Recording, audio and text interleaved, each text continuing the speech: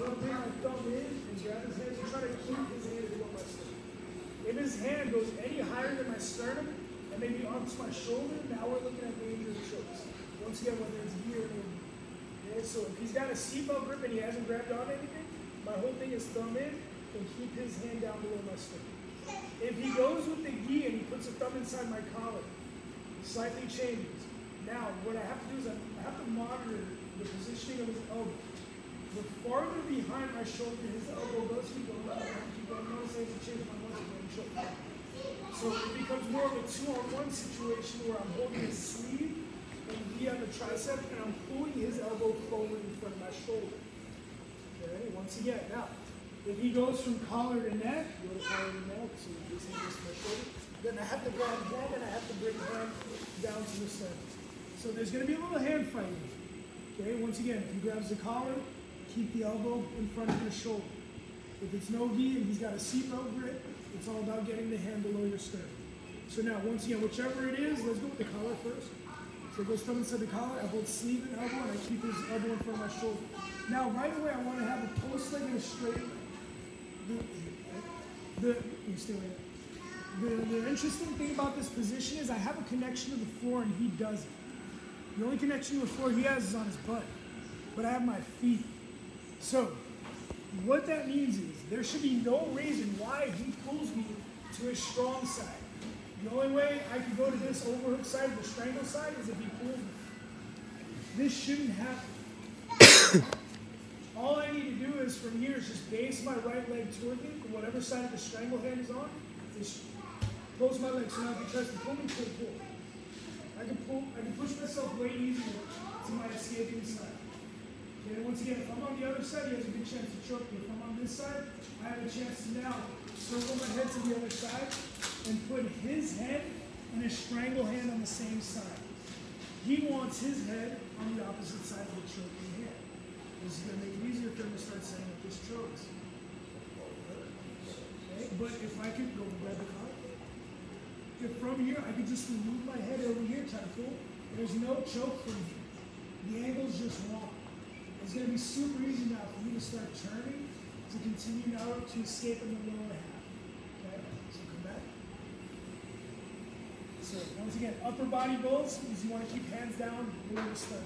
If he puts the thumb inside the collar, then elbow in front. Okay, and make sure that elbow doesn't go behind your back. Now right away, post leg, straight leg. And use that post leg to push yourself to the side of his underhook. Okay? Opposite of the strangle hand. Okay, now from here, once again, it's a super easy thing to win the battle for head position. Nothing's stopping your head from going forward into the other side. And you can use your feet once again in the ground to like help push and push yourself over him. I'm almost like bridging on top. Now my whole thing is I want my hips facing forward in order to beat his bottom leg. If my hips are still facing away from him, this way, he's going to keep control of my back. If I go here, look, his bottom leg is pretty much already beat. If his leg stays a little more tighter to me, just put your knee away from that leg and then start stepping over. Okay, I never want to be in a situation where my knee is pointed towards the hook. I want my knee pointed away from the hook so that I can start stepping over. Now there's going to be a critical point where as I'm escaping, he's going to start looking for the mouth position. And if I just don't monitor that, I get mouth.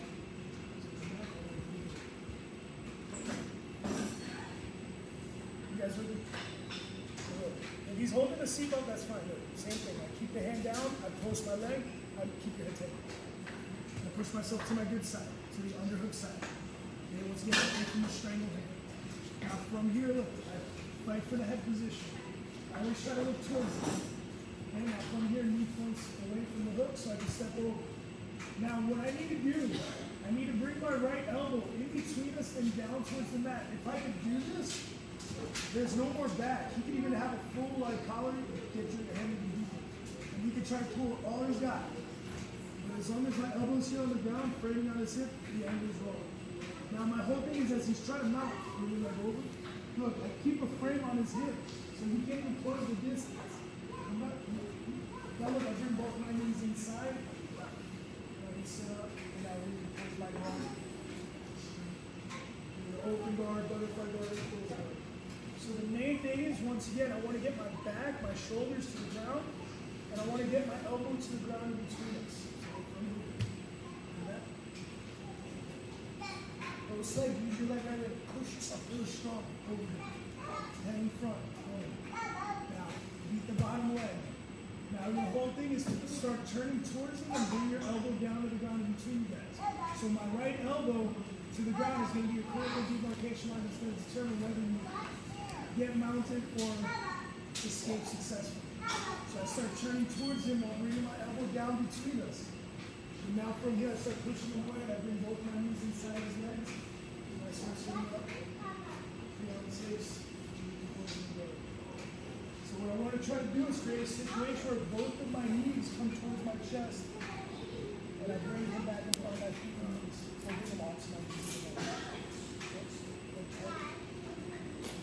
Push, push. Head. It doesn't take much. Hit. And now elbow down. Both of us to face him and bring both knees towards your chest. So you can see my control up, but he's pretty much riding on my shins. And you gotta start pushing him away. Get on his hips. You got it? Give it a shot, 1, 2.